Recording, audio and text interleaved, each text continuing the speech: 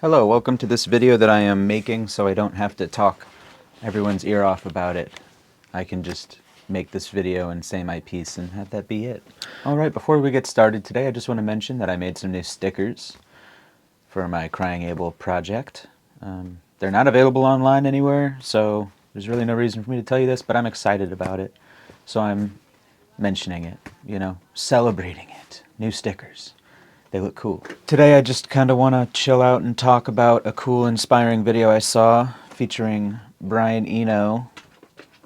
The video is called Brian Eno on AI Art and What Makes Us Human. This isn't like a review, it's just a very boiled down interpretation of that video. I realized that in my life I come across interesting things, I internalize them, and then I tell them to everyone I know as if it's my own thing. And I don't do it selfishly, I do it because I get inspired and, the idea takes me and then I want to tell it to, people. I feel like this is a healthier way of that same thing. So I'm just going to, instead of telling everybody about what I learned in this video, I'm just going to make one video about it, sharing information that moves me, just transposing some cool shit that I heard that has inspired me, little bits of wisdom here and there. Starting with, children learn through play. Adults play through art. This is the quote that made me want to make this video in the first place. It's beautiful, and I feel like I've been trying very hard to articulate this feeling or this phrase for a long time.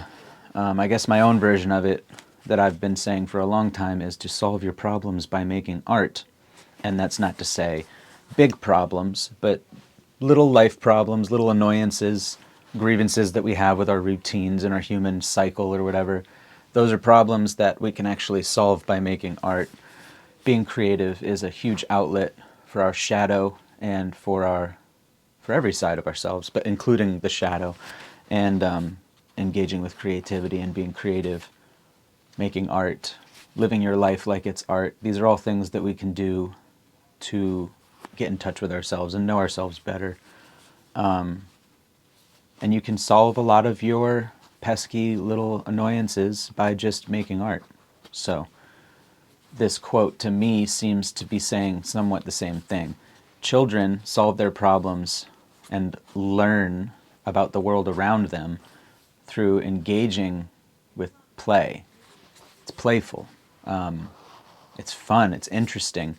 It's like a rabbit hole, right? Children play in this way where nothing else really matters except for the playing, and they don't have a hard time disappearing into it.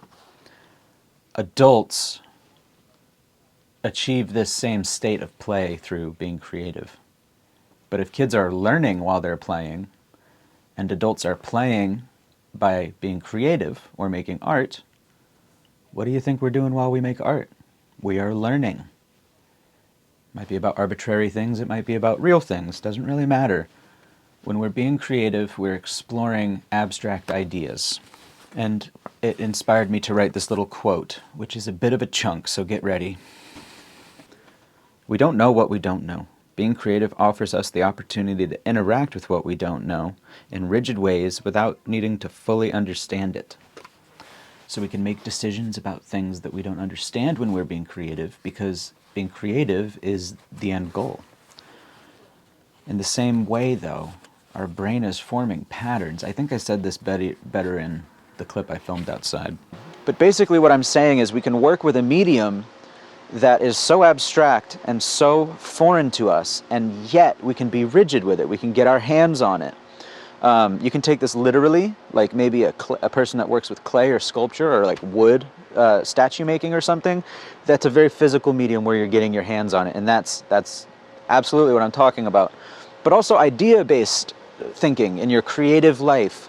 You'll get a lot of creative ideas that you can't quite quantify, and because of that you can't really talk about them, but you can still interact with the creative act itself. No affiliation to the Rick Rubin book. You can still interact with those ideas in a concrete way through the act of being creative.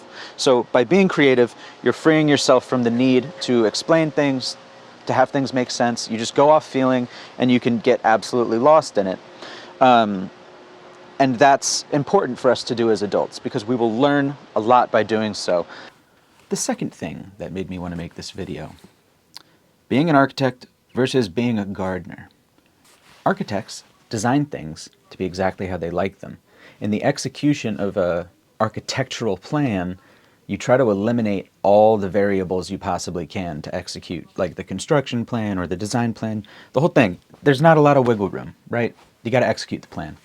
But when you're a gardener, you plant the seeds, you cultivate the seeds, you decide where they're going to go, but something else is happening there. Some other interference, a third party, an infinite third party is taking, control of that, and you have to work with it. You have to consider the future. You have to take care of it as it grows, as the idea develops, or as the garden develops. Sorry, we haven't gotten there yet.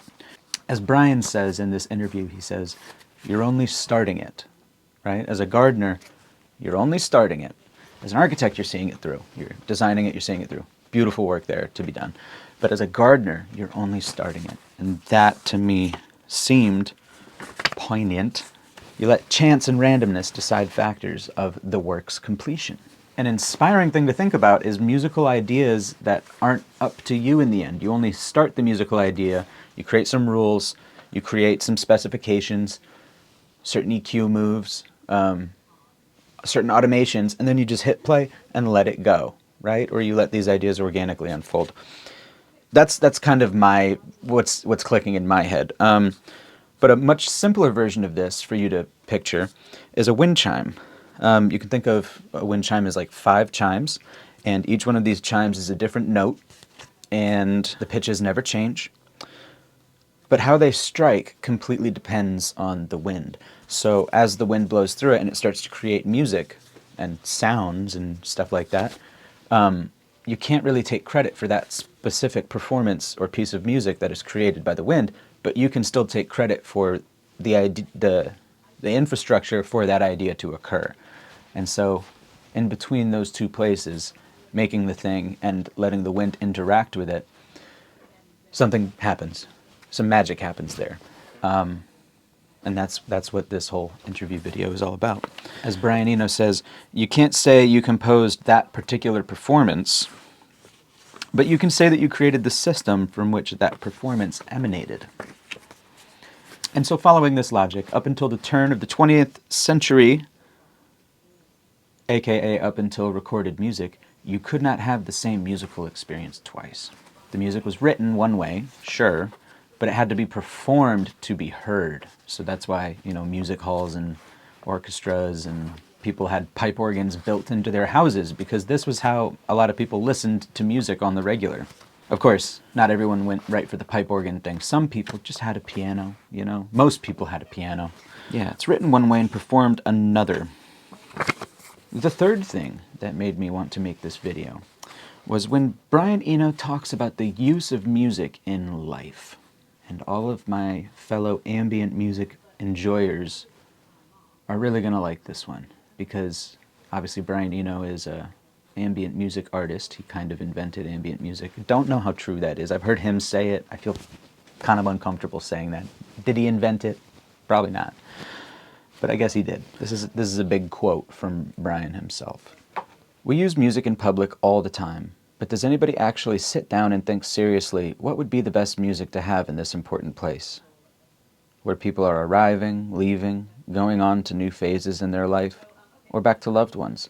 It ought to be something more. More of what?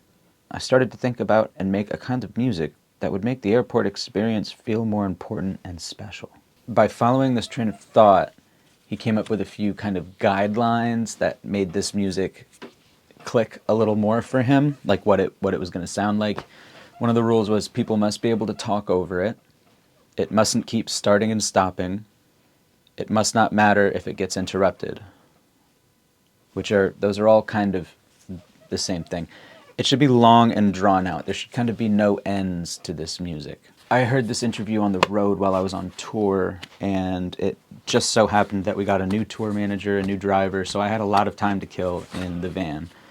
And I started working on an ambient album after listening to this interview. It got me so inspired, I actually finished the album, and hopefully it's coming out soon. But this thing he's talking about where the music doesn't have edges, where it kind of bleeds off, and you can't really tell what's music I think I actually wrote this down somewhere. He says, I don't want there to be an edge to the music. I want it so that you don't know whether some of the things you're hearing are in the world around you or a part of the music. And this has probably happened to you before, but as songwriters, sometimes we think about this stuff and we try to intentionally integrate it into the music. But yeah, so we were on the road and I was making these songs. I was checking one of the mixes in my headphones while going to the bathroom at a Love's.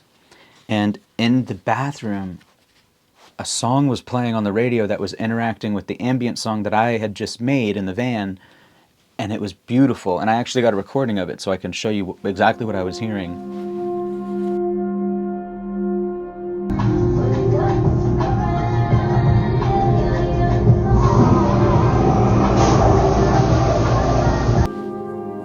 And it was sick because I literally was just listening to this interview, just making this ambient song from that interview, and here I am checking the mix in a Love's, and exactly what he's talking about is happening. Before we move on, I just want to talk about a few examples of when I noticed music and environment coming together in a really meaningful way that, you know, made both experiences, both audio and visual, just 10 times more potent. There's a video game series I've talked about before called Myst. Those games used ambient music to enhance the atmosphere, and that had a very big impact on me because it enhanced the atmosphere so much that it made everything feel real. Another memory I have of a space that was enhanced by sound was when the St. Louis Mills Mall first opened. And I don't know what song was playing over the radio in the giant hallways, but it was like an electric piano or something, and it was very verbed out because the place was big and it was packed and we were walking past, you know, swaths of people. And inside of that mall, they made it look kind of very futuristic, but also earthy and flowery and just like really designed with like this artistic theme in mind for the whole mall. And I was probably maybe 6 or 7, but I just remember being overcome with this kind of like, wow, what an experience this is. You know, the mall itself, the people here, the civilization aspect of it, and also just this music kind of slowly wafting over the crowd. It just, I don't know, I remember being struck by it. And that's had quite an effect on me. And then I guess the last one I'll mention is I remember being on a Virgin Atlantic plane in the mid-2000s, and our plane, for some reason, was stuck on the tarmac for like 3 hours. But these Virgin Atlantic planes that went to England had TVs, and at the time I remember the technology being pretty cutting edge, but the TVs had this like lava lamp animation playing on them, and playing over the airplane radio was some like acid jazz lounge music. And anytime I think about the mid-2000s and that kind of era of Frutiger, Aero, adjacent stuff, I always think about that moment on that plane, watching the TV screen and the lava lamp thing, and listening to that kind of, you know, Portishead sounding music. It enhanced the weight on the tarmac. I don't know. I don't remember feeling dread during that waiting period. I just remember kind of chilling out and being like, this is a vibe. I don't know. I was also very young, so I might be a little off. So the last thing I want to talk about, the last thing I heard that made me want to make this video is Brian Eno said something about taste, and we've all been there as artists. We have these things that move us very deeply. We want to show them to people. We want to share that experience. We see a movie that we love, we like to show it to people because it's kind of like seeing it for the first time again. And sometimes the stuff we show people doesn't click. The bug that it's put into us doesn't transfer, you know? And it is a hollow feeling, not the worst feeling in the world. It just, you know, it's a little bit disheartening. Makes you wonder if your taste is good to begin with, or it's a whole deep rabbit hole of self-doubt there. But yeah, this has always bugged me because I like to show people things. When I was a kid, I remember being showed things and just being like, wow. And the person that's showing me it is just like, right? Isn't that sick? And I'm like, yeah, this is sick, you know? Like, but even nowadays, people show me things and I'm noticing the more my tastes become more my own, the more I'm kind of just like, I don't give a shit. Cool. Do you like it? And that sucks. It doesn't feel good, but that's kind of where I'm at with it. The question is, why does art that so deeply affects me seems to be just noise to other people? And the answer, and this is beautiful, when we look at any piece of art, we are not looking at just that piece of art. We are looking at it in the terms of our own personal history. It's like you're hearing the latest sentence in a conversation you've been having for your entire life. And it's beautiful because our taste is a conversation that we have for our entire life. I mean, taste is just you interacting with your art life, really. And that's why this is so beautiful to me, because it makes total sense. When somebody shows you art that doesn't resonate, or when you show somebody your art and it doesn't resonate, it's not asking them a question. It's not continuing their sentence. Why would they pay attention to that? Why would they care? There's another something out there that is going to give them the next piece of the sentence, this dialogue that they're having with their creative life. But your art isn't doing it, or the art somebody's showing you isn't doing it for you, you know? And that seems to demystify this for me. It both helps me not take it personally if people don't like what I have to offer, but it also makes me feel less guilty about really not caring, truly, from the depths of my soul, not caring about some of the art that some people show me. So I guess I'll just finish this by saying I've spent most of my life aware of Brian Eno, not particularly curious about him. I've heard his, ambient albums. People always recommend them. I've liked ambient music for a long time, so I've definitely been in his vicinity. But this gave me a new appreciation for him that has sent me down a bit of a Brian Eno rabbit hole now. And luckily, the guy's very prolific, very busy. And yeah, do yourself a favor and listen to that interview.